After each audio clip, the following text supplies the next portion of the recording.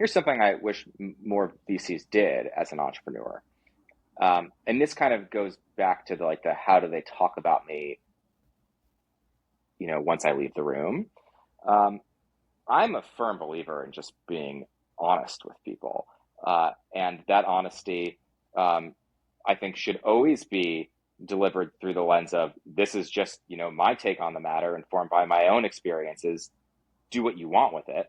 I always appreciated it when investors, when I was pitching them, were really honest with me about why they would pass. Or after they had invested in my company, told me the things that I didn't want to hear, that I needed to hear. And those were always the things that helped me grow the most. And I think a lot of investors are extremely tepid about doing both those things, because reputation matters a great deal in this industry. In fact, reputation can ultimately be everything, arguably matters most in this industry. And why would you want to do something that could conceivably tarnish your reputation? It is my hope that actually being honest about these things, even if it's uncomfortable for entrepreneurs, even if it's something that they adamantly disagree with or rubs them the wrong way, ultimately comes back to being the thing that's super appreciated.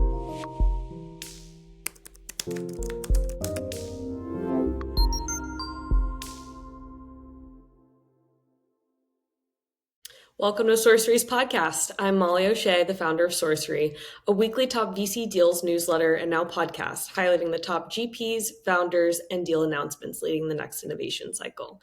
Today, this one's very entertaining. We have Jared Hecht, venture partner at USV and formerly founder of Fundera, which sold to Nerdwallet in 2020, and GroupMe, which sold to Skype and Microsoft in 2011. Hope you enjoy. Hi, Jared. Thanks for joining us. Thank you for having me. Well, it's lovely to have you on today. You're in New York City. I am. I'm in Union Square. I know today you had a little bit of an earthquake, so that was fun, right? It was amazing. It was the second time I've experienced an earthquake here in New York. The first was, I think, in 2011, but nobody in the office remembered this. So I'm either crazy and there was no earthquake, or just nobody remembered it. But yeah, today was real. We're like on the 14th floor here, and we felt the whole building shake, and it was a very surreal moment where it was like, are we all going down? Do we call our loved ones, or do we check Twitter instead? And we all check Twitter instead. Naturally, so now go straight to the source. Yeah, exactly. That's really funny. Yeah, you never know, right? It could be a subway, it could be a bus, it could be some crane that fell down. Yeah, it could be the end of the world. Choose your own adventure. Could just be the end of the world. Yeah. Totally. Well, so you've been in New York City for quite some time. You're a pretty successful founder.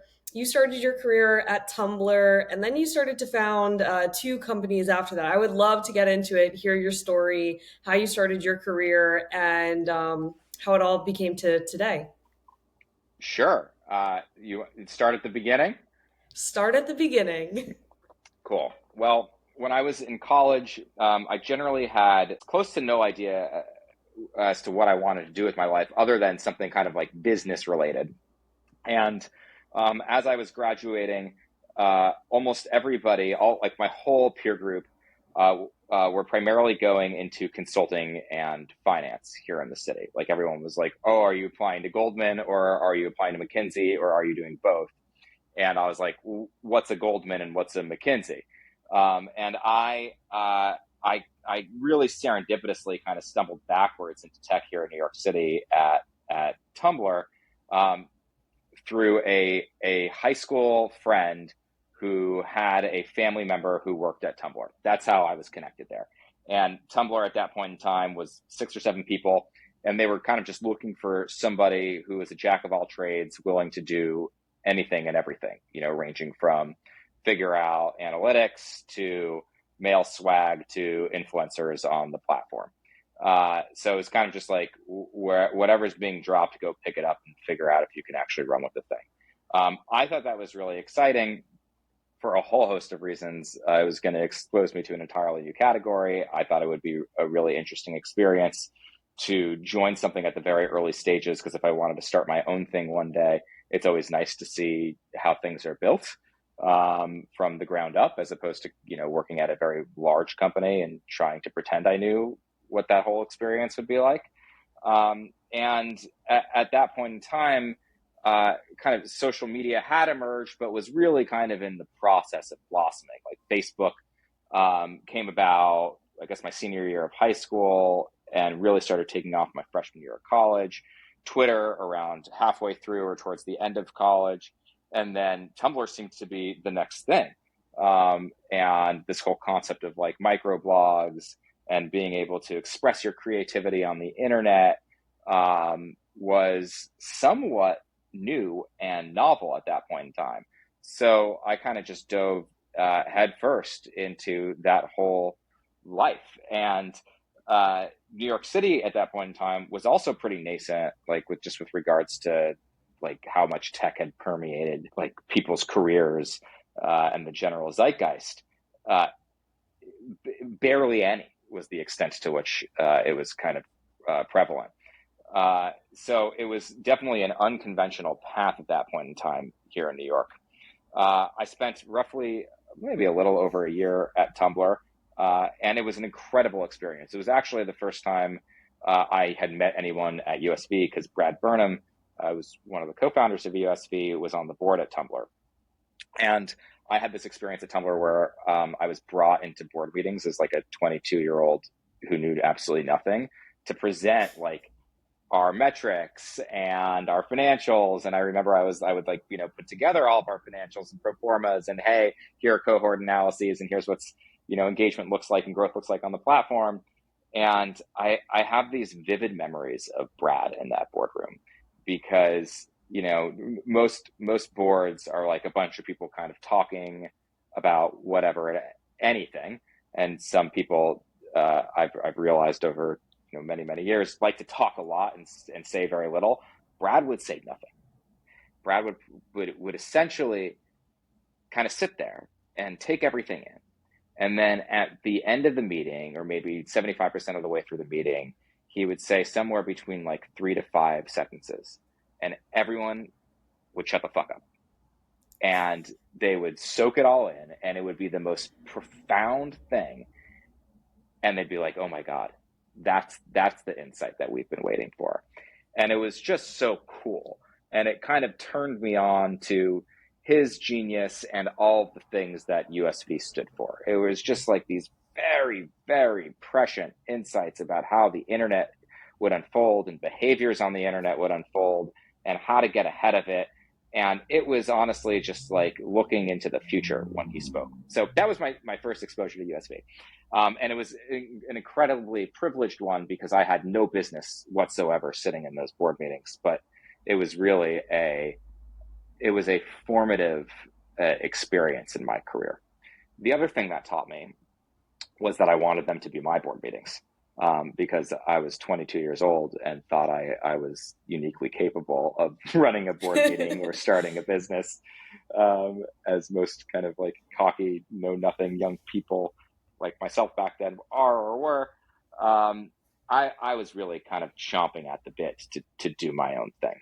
And I spent that first year at Tumblr doing things, but also trying just to learn and absorb as much as possible in New York, reading everything I get my hands on, like Fred's blog, Chris Dixon's blog at that point in time, Brad Feld's blog at that point in time. It was just kind of like, you could, like, almost all the startup literature that had been written at that point in time was in the process of being written, and written on those 3 blogs, plus like all of the literature that Joel Spolsky had put out at that point in time.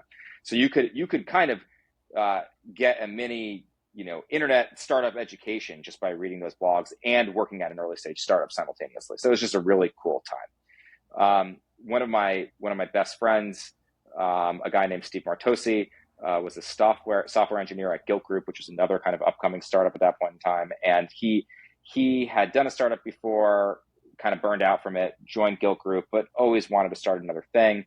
We knew each other through live music. We're fans of bands like the Disco Biscuits and Fish. We see all these jam bands together. We've seen all these shows together. And we always kind of knew we wanted to start something together. And the idea for GroupMe came about, again, serendipitously, came about because my wife was complaining about an email chain that she and a bunch of her friends, well, myself included, were on, trying to plan going to see a music festival out in Colorado. And she asked why we couldn't do reply all SMS and take that email chain and move it to text message? And I thought that was a good question. So I asked Steve, and he thought that was a good question. So we entered a TechCrunch Disrupt hackathon, and we built an application that enabled you to do reply all SMS. And that was GroupMe, a company that started, roughly 15 years into my career in New York City tech. GroupMe was a very, very fast ride. We did that for a little over a year before it was acquired by Skype and Microsoft. GroupMe somehow is still around. I like to think of it as like the Craigslist of messaging applications. There have barely been any changes made to the thing over the course of the past decade, but for some reason, nearly every college student in the country uses it. It's got like 25 or 30 million monthly actives, and it just won't go away, unbeknownst to me. And after that experience, built another company called Fundera, which was a marketplace for small business loans and other types of financial solutions. I had this weird moment in my life where I was like, after we sold GroupMe, I felt like maybe we had only gotten lucky and we weren't good. So I wanted to do something that was very, very different and really hard to prove that I was good and not lucky. And my big takeaway there is it's much better to be lucky than good, because hard things are really hard. And Fundera was a very hard business and a sloggy one to build. But we ended up turning that into a really nice business. It was acquired by Nerdwallet at the end of 2020 and has grown to north of $100 million revenue business and quite profitable. So it's been a very, very fun journey, building companies in New York City over the course of the past decade or so. And after I left Nerdwallet, when my 2 years were up, I decided to take a year off to figure out what to do with my life. And that's where I did a lot of soul searching and a lot of, I guess soul searching is a good way to characterize it. And I suppose my long plan finally came to fruition, because when I was at Tumblr, there was a moment in time where USV was recruiting a new analyst class. And I came inches away from actually applying to be an analyst there, but I didn't, because I was just fearful that it would somehow make its way back to Tumblr and they would promptly fire me for applying for a job elsewhere. I also think in retrospect that was foolish, because I don't think I would have been fired. And I also think there was approximately 0% chance that USV would have hired me at that point in time. But all this to say, this was a place where I always kind of knew I wanted to be one day, and always looked up to and have learned so much from over my entire career. So when this opportunity came along, it was somewhat of an absolute no-brainer. And here I am today. That's an incredible story. And yeah, long tail to getting promoted from an analyst, now you're a partner. Yeah, amazing. Congrats. Hey, thanks. Yeah, I only had to build 2 companies along the way. Yeah, and I can't imagine that the 2 companies weren't hard at all. Those 2 companies are very well known in the New York City ecosystem. Same with Tumblr.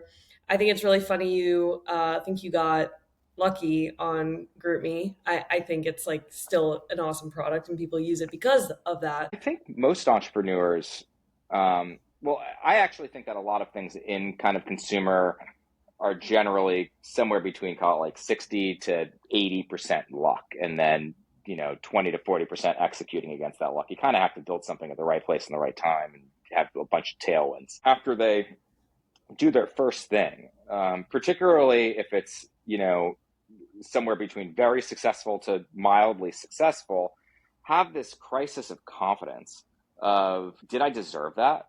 Like, was this a fluke? And so much of your identity and kind of self-worth is tied up in the thing that you've invested, however many years into. And when you have some form of exit or some positive outcome there, you begin to question whether it was really you or whether it was just, pure dumb luck. So I don't think that was a unique thing for me. I know a lot of people who kind of go through that existential question.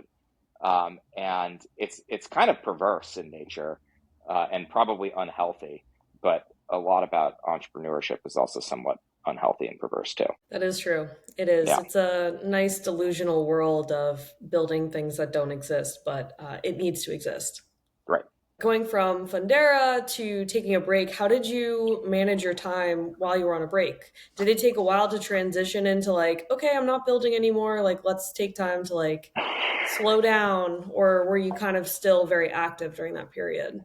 Yeah, well, I had never taken time off Yeah. in my entire career. Like the day after I graduated from college, I started at Tumblr. The day after, I left Tumblr, well, really many days before I left Tumblr, like GroupMe was out in the wild. And the day I left Microsoft, after having had sold GroupMe to Microsoft, I started Fundera, like incorporated Fundera. So there really wasn't a single day of my career where I didn't know what was coming next.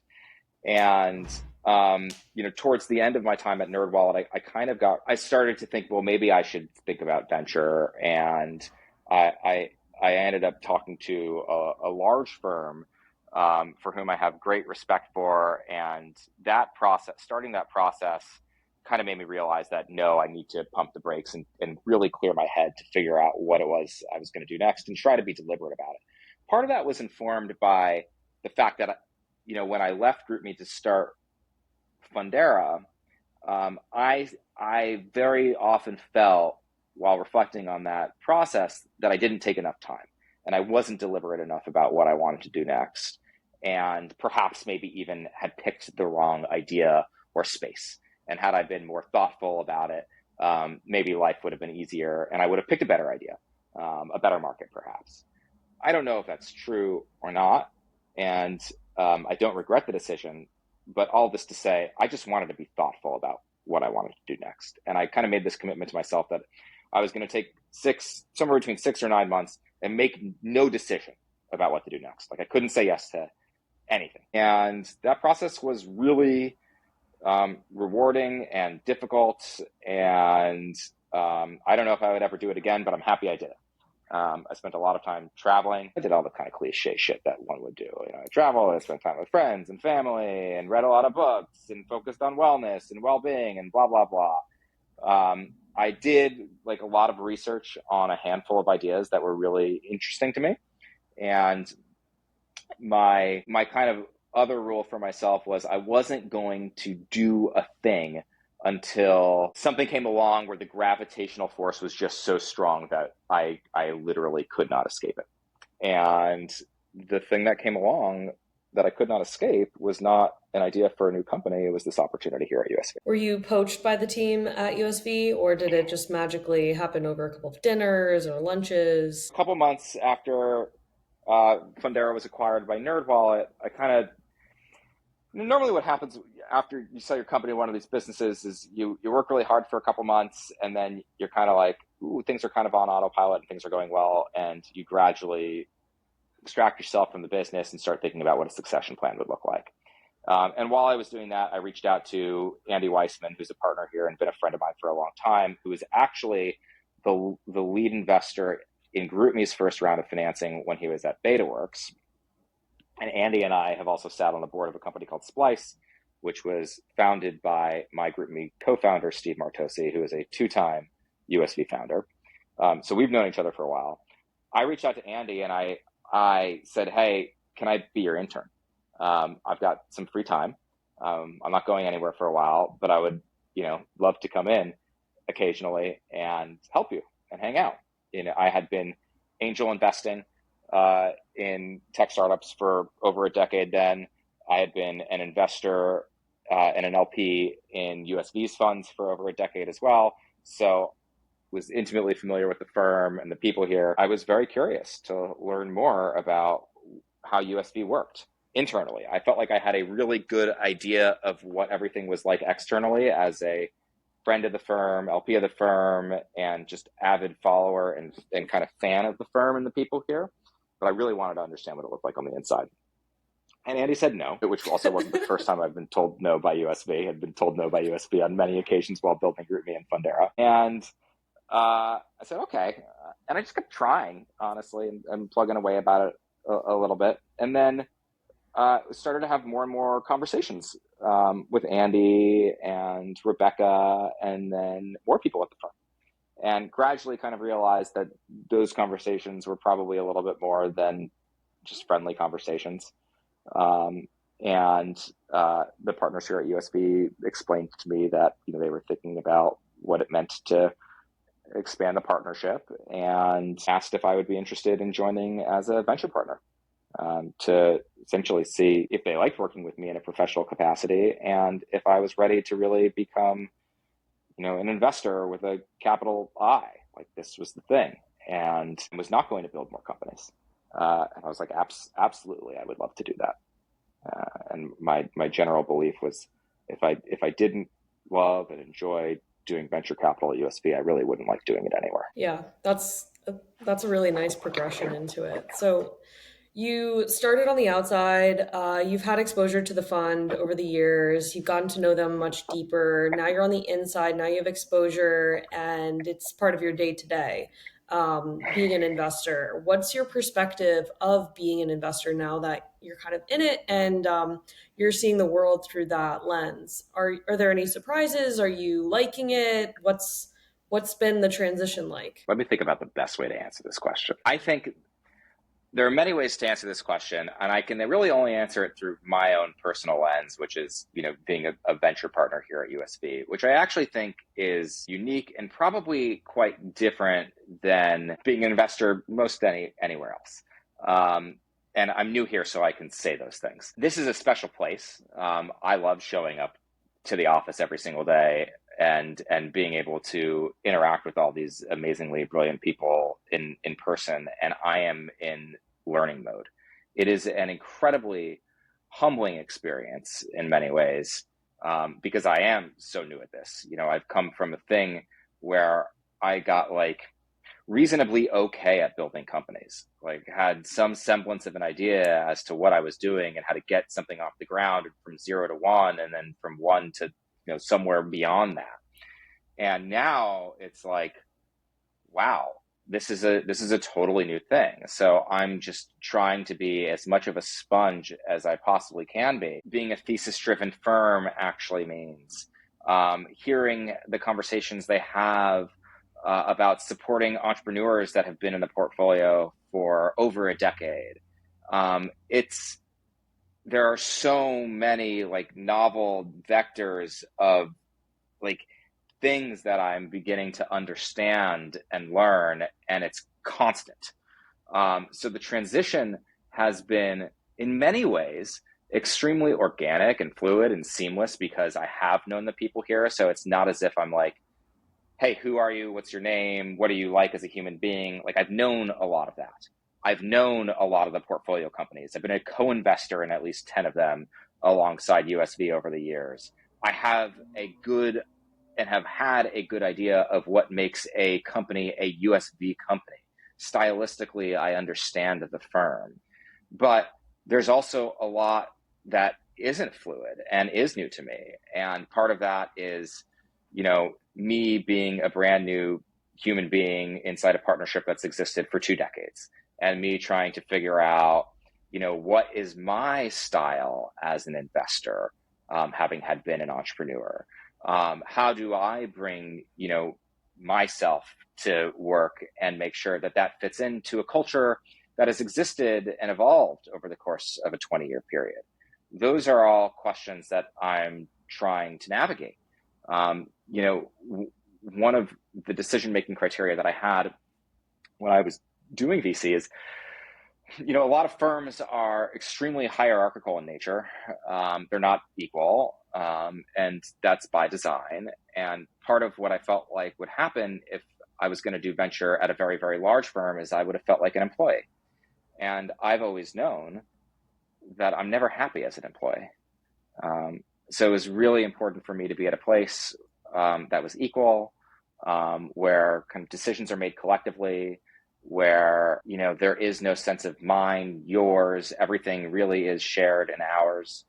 And that sounds fuzzy and a little lame coming when I hear myself say that out loud, but it's also really true. And I think that's really special about this place. And it's also the first time I've operated in an environment like that. I'm sure I've had co-founders before. This is just such a uniquely special and different place. So I suppose my year off of, self-discovery, I'm still doing the whole self-discovery thing here. Are you guys structured in any certain way where you're able to test your ideas? Do you have partner meetings? Are you like slacking people? Are you sharing deals? How are you kind of navigating what you want to invest into, what categories you're interested in? Is it going to be where you founded companies? Is it going to be certain skill sets or just personality types in founders? Like, how have you been thinking about that? Yeah. So, I mean, nobody here has a given lane. This is a generalist firm, and it's a thesis-driven firm. So I would say you have generally historically had a bent towards investing in kind of consumer-facing internet applications. But usually there's a through line across all of our investments. And the general gist of it is that historically we've invested at the edge of large markets that are being transformed by some combination of technological innovation and societal pressure. So what that generally means is USV doesn't really love to invest in companies that require permission to do the thing that they want to do. Like, we don't like to have to help entrepreneurs slog through dealing with a bunch of gatekeepers. We like when they can go directly to the end customer in a non-obvious, somewhat contrarian way that operates kind of on the fringe of an existing market and does something a little bit weird that like mainstream users or customers might be unfamiliar with, or potentially even uncomfortable with, and is adopted by kind of a group of people that truly embrace the thing until they recruit more and more people to do it until it actually operates at the epicenter of a large market. A good example of that would be like an early investment in Twitter, or even Tumblr, where kind of sharing things in the internet in that type of style was a very kind of absurd behavior early on until all of a sudden that becomes media itself. And then when we talk about like pressure informed by some form of technological innovation or societal pressure or societal change, an example of a current technological innovation might be Web3 and the on-chain movement, or artificial intelligence. A societal pressure or change might be people are currently fed up with the existing healthcare system or the education system. So usually it's some confluence of those factors that inspires some entrepreneur to start something that's a little bit fringy and looks a little bit strange. And that's where we like to play. So we're a generalist firm, meaning that like I'm not just doing things that are in group texting and around small business financing. We play across the board so long as something kind of fits into that thesis-oriented approach. So that might mean looking at things that are in fintech or edtech or wellness or Web3, you name it. The other thing we like to think about too is this thing we call the enablement layer, which is what infrastructure needs to exist in order to enable the development of new consumer applications or new applications writ large that can do entirely new things for their end customers.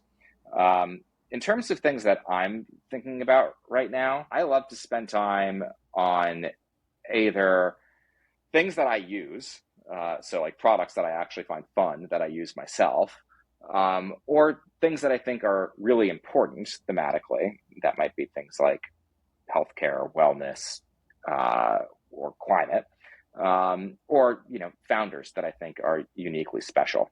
I've found so far one of the things that I think has been most fun for me is interacting with founders in an investor capacity. It's a lot different in behaving as an investor at USV versus being an angel investor. It's just like, yeah, I think what you're doing is neat. Sure, I'd be happy to invest. Whereas here, it's much more of a deliberate process, obviously. And I've found that I think I can disarm founders really easily, mainly because I've been sitting in their seat for the past decade and was sitting there, a year and a half ago. So kind of intimately familiar with what they're going through and can speak their language, which I love doing. I've been kind of writing about the founder entrepreneur experience for a long time now. And now I get to kind of professionally help entrepreneurs think through these things. And that's incredibly rewarding and incredibly fun. And frankly, one of my biggest, like right now when I look in the rear view mirror, I'm like, yeah, I was in your shoes like recently. one of my big fears is one day I look in the rearview mirror and that's really far behind me. But perhaps that's an irrational fear and way off in the distance, but we'll find out one day. Does it make you miss being an entrepreneur? Like, do you get energized when you're meeting with entrepreneurs and you're like, oh, dang, like I wish I had my team around me. I wish, we were like celebrating new launches or something like that. Like, how has that aspect like changed your personal mindset? Because this is a completely different kind of career. Sometimes I miss it. When you reflect on your experience building companies, you really romanticize it a lot. You kind of remember all the glorious achievements and fun times and like milestones, and you suppress all the terrible shit that you've endured and all of the fucking trauma that you've accumulated and hardship. And by the way, somewhere between like 90 to 99% of it is that shit. It's that hardship. It's the really difficult stuff that for some reason, like you've just like pocketed in some corner and you never really go and revisit. And only 1% of it is like yeah, we did it, everybody. But for some reason, you only think about the, yeah, we did it, everybody moments. And I don't know. I think it's just like a funny reality of it all. So, I think about the like, yeah, we did it moments a lot, but I also like to remind myself of, the 90 to 99% of the time of where life wasn't like that. And you're kind of just wondering, what are you doing? Why are you doing this? What's going on here? So sometimes I have moments, if I'm like sitting in an entrepreneur's office and there's like 8 people all sitting there in the same room next to each other, and they're like pointing at each other's monitors being like, look at this, we're about to ship this, or what if we do that, or why don't we think about this? And I'm like, oh fuck, I remember that. Like those were the days. But again, I know when I leave that office, someone's going to start crying and someone's going to start freaking out about some problem, and it's going to be the founder's problem. And I feel very, very, very happy about helping entrepreneurs navigate those issues now, as opposed to reliving them myself again for the 3rd time. Good. Yeah. Yes. Suppress the bad, help others through it, and maybe it'll be easier for them because you have already or at seen some point process the worst bad. of I'm not it. saying suppress it forever, but yeah. Let it come out every now and again, Yeah, in weird ways, totally. Super healthy. It's super healthy. Yeah. Okay, so you are, like, let's not lie, you're at one of the best performing funds out there. Like, USV is top tier, and it's a great fund. You're surrounded by an amazing team. It's the real deal. Like, it's really phenomenal. What do you think, given your experience being in the founder seat, working, getting funded by different funds, what do you think USV does different, and what do you think they do better? And is it a secret sauce, or is it, they just have some magic? Well, there is a magic, and I think the magic is a bit of a secret sauce. I think it's one that is constantly evolving too. So I will give you my point of view from before when I joined USV, because I think there's 2 different things. One is how does the firm operate after it makes an investment, and then there's what happens before USV makes an investment. I think that USV's reputation, and I'm going to, again, this is through the lens of me before joining the firm, like why I love the place so much. I sat on the board with USV for a long period of time, I guess still do, in my co-founder's company. And I've seen how the partnership behaves through good and bad. And I have compared and contrasted that with my own experience building companies and the ways in which the partners here collectively, not even as individuals, support entrepreneurs is somewhat bewildering to me. And in some instances, almost irrational, with regards to like how kind and supportive and endearing and genuinely reverent they are towards entrepreneurs. So a couple examples. One is how partners behave in board meetings. And I can kind of go back to that Brad example from back at Tumblr, where it's like, no, it's not about being the loudest voice in the room. It's actually just about listening, synthesizing, and then contributing where you actually think you can add value or open up some entirely new line of thinking. I think USV is an exceptional group of thinkers, and everyone is extremely good at asking those really, really interesting, deep questions. And they're good at that because those are also the types of questions that everyone is discussing every day internally here at a firm. So it's not just like, okay, everyone seems to be strangely good at that on their own as individuals in these board settings. No, those are the types of questions and conversations that are happening all the time here as a collective, over email, in person, over Signal. We don't use Slack, but that was interesting. And great, by the way. So that's one thing, how people behave in board meetings. I've seen this firm support companies when they need to be bridged, when an entrepreneur needs USV to do its pro rata in order to look good or to get somebody else on board 100% of the time. And I've been in positions where I've had to literally beg and plead with investors to do their pro rata, because if they didn't, it was going to be a negative signal to another investor and they weren't going to invest. Like literally fucking beg and plead, and them still be like, I don't know, Jared, like we came in and pitched the partnership and like we weren't that stoked about it. That just doesn't fucking happen here. And that might sound obvious, but it's not.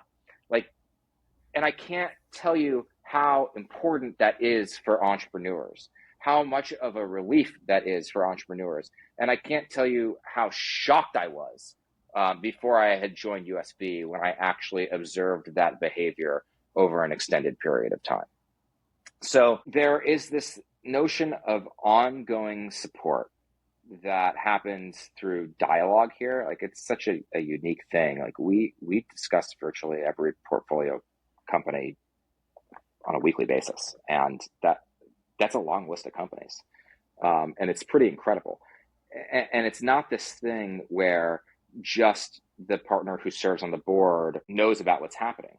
Everyone knows what's happening, and everyone can lend a hand, and everyone can draw parallels between, something that company A is experiencing and another thing that company Z experienced 5 or 6 years ago, because that conversation is happening all of the time. Andy has this wonderful thing that he says, the USV is a conversation. And I just love that because it sounds fluffy, but it's actually like really true. It's just kind of this evolving thing that is amorphous and constantly happening.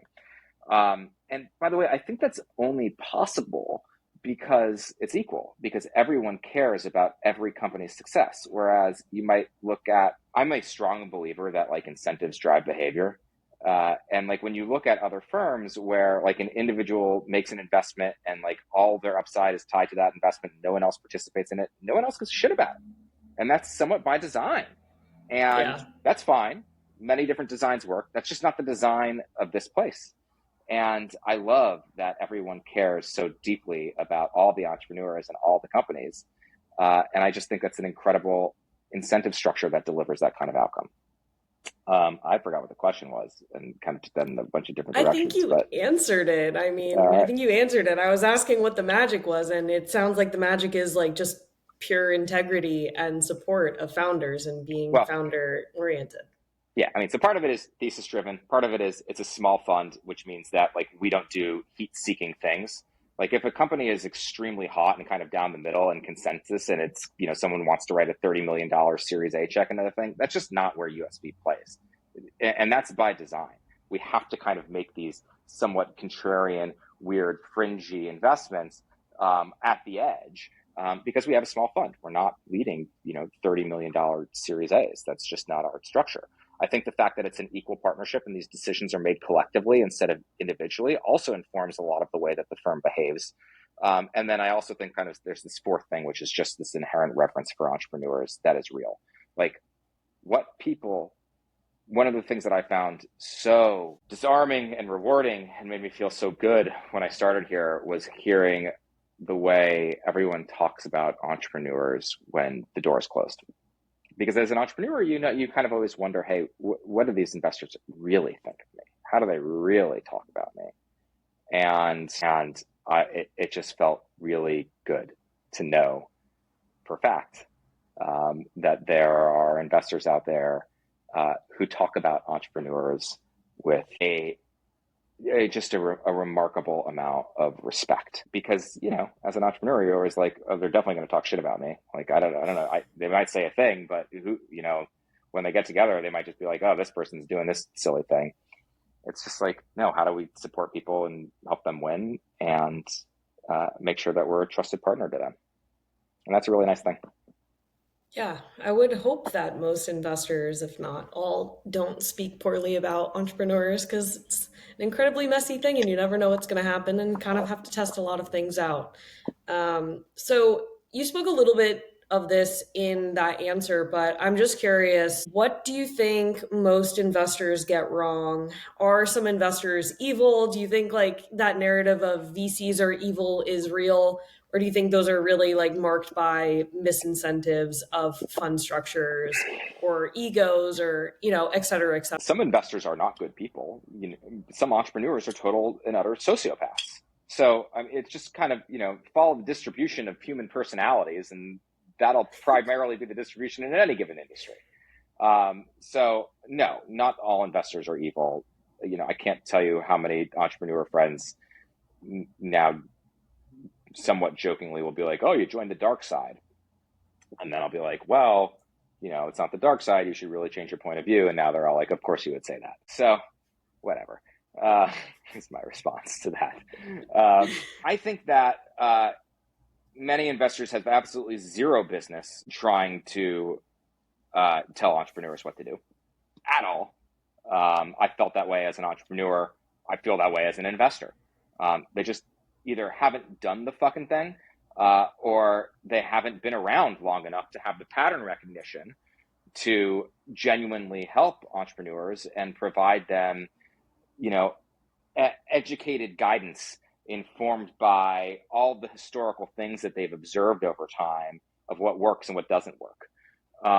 So a lot of times what you have are not investors who are evil, but investors who feel obligated to impart wisdom that they just don't have. And that can be dangerous sometimes, even if it's well-intentioned. And I think that's just a very, very tricky thing to do. I don't know how you resolve that. I think it's kind of just incumbent on the entrepreneur to recognize, which data points or advice they want to take and how they integrate them and process them over time, and to have some process or intuition around how to deal with that. Here's something I wish more VCs did as an entrepreneur. And this kind of goes back to the how do they talk about me, once I leave the room. I'm a firm believer in just being honest with people. And that honesty, I think, should always be delivered through the lens of, this is just, my take on the matter, informed by my own experiences. Do what you want with it. But, just as an example, people have passed on the companies that I've built more times than I could conceivably count. And sometimes they've passed and they've just said, hey, it's too early. Or, hey, whatever, not for us. Or, hey, unit economics bad. Hey, too competitive. Sometimes they've passed without passing and they've just ghosted me. And sometimes they've passed with a very real believable reason. And I always appreciated it when somebody would be like, here's why we passed. The real fucking answer. And I found that delivered an immense amount of value to me as an entrepreneur for a whole host of reasons. Sometimes I would be like, you're wrong, and now it puts a chip on my shoulder, and I'm going to go prove you wrong, and you're dumb for passing on me, which I actually think is an important thing to do, because you're kind of like giving the entrepreneur a bunch of fuel. And sometimes it's like, oh, that's actually really insightful, and now I know how to proactively address that type of concern. So all this to say, I always appreciated it when investors, when I was pitching them, were really honest with me about why they would pass, or after they had invested in my company, told me the things that I didn't want to hear, that I needed to hear. And those were always the things that helped me grow the most. And I think a lot of investors are extremely tepid about doing both those things, because reputation matters a great deal in this industry. In fact, reputation can ultimately be everything, arguably matters most in this industry. And why would you want to do something that could conceivably tarnish your reputation? It is my hope that actually being honest about these things, even if it's uncomfortable for entrepreneurs, even if it's something that they adamantly disagree with or rubs them the wrong way, ultimately comes back to being the thing that's super appreciated. Like, I remember some of my investors when they told me hard shit, like I wouldn't want to talk to them for months. I would get irate when I would look at them. But then, those months would elapse. They would go by, and it would have been, the company might have been dead were it not for that type of advice. And I would finally come around to it and profoundly change the way I would think about running a business. So I always appreciated that. So a little bit of truth goes a long way. Yeah. As we wrap up, so 2 more questions. You're in New York. You've been in New York for a while. You've been a part of the tech scene. You're part of the fabric of the tech scene of New York. How has it changed in the last couple of years? Has it been resurrected after COVID? What does it feel like being in New York City? Well, when I started here, you could get everybody in tech at an event in Madison Square Park. That was the thing. However many of us there were, 300, 400. And in fact, that happened like every year. I think Charlie O'Donnell used to host a Shake Shack event there. And now everyone seems to work in tech, or at least tech has touched everything. So in some ways, it's kind of like mission accomplished. Congrats, New York. In other ways, it's kind of sad, where you went from a world where you kind of knew everybody and it was this close-knit community. And now it's not that. Now, yes, there's this massive tech network in New York City, but there's all these kind of like microcosms of it across all these different industries. So it's split, horizontally and vertically. And that's incredibly cool to witness and see. There's always a little bit of me that has maybe a little bit of nostalgia for the way it once was, but we are where we are. And I think it's only going to get bigger and better.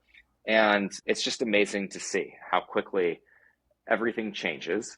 The other thing that is so fascinating to watch, growing up here, you would always read these stories about kind of like these mafias that existed on the West Coast, a group of renegades that start a company together and they hire all these talented people, and then that company becomes liquid and all of the super talented people go out and start their own company, and that process repeats itself over and over and over again. That's happened here in New York, and it's happened over a pretty short time period, call it roughly 2 decades. And it's so cool to see, and it's exponential in nature. And not only do you get it with like homegrown companies in New York, you also get a lot of people who want to live in New York, and now it's like a very viable place to live if you actually want to build startups and work in tech. So I don't know, it's exciting, it's vibrant, it's ever changing. There's no other place in the world I'd rather live. And it seems like there's no stopping it. Yeah, fun fact, someone sent me a data report like a day or 2 ago that New York finally surpassed San Francisco in the number of new founders that have just started companies in the last quarter. So I don't know if that continues. We did it. They said we couldn't make it. Here we are. Can't doubt on New York. Nope. They might be leaving investment banking and starting companies now. You never know. It's so funny. Like, all the people I went to college with who ended up in investment banking or consulting, like in some capacity, they're all working in tech or tech adjacent now. So, like to the USV point of investing at the edge of large markets, tech was the edge of New York City, and now it's the epicenter. And I think that's a really cool thing.